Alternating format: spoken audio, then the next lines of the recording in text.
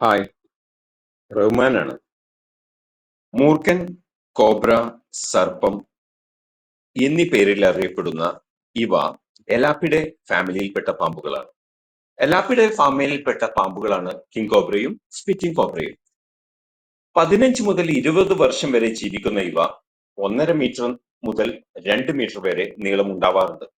മൂർഖൻ പാമ്പുകളെ ഏഷ്യയിലും ആഫ്രിക്കയിലും കണ്ടുവരുന്നു.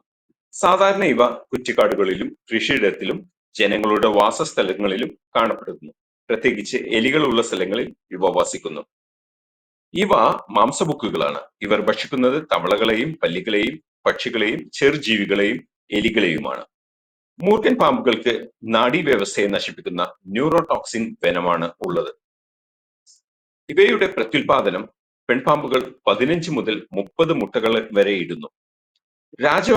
വെമ്പാലകളാണ് ലോകത്തിൽ കൂടുകൂട്ടി മുട്ടയിടുന്ന ഏക പാമ്പുകൾ. മൂർഖൻ പാമ്പുകളെ തല്ലിക്കൊല്ലാതിരിക്കുക.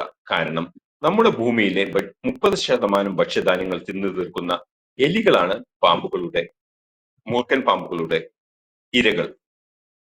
അതിലൂടെ എലികളുടെ വംശവർധന തടയുകയാണ്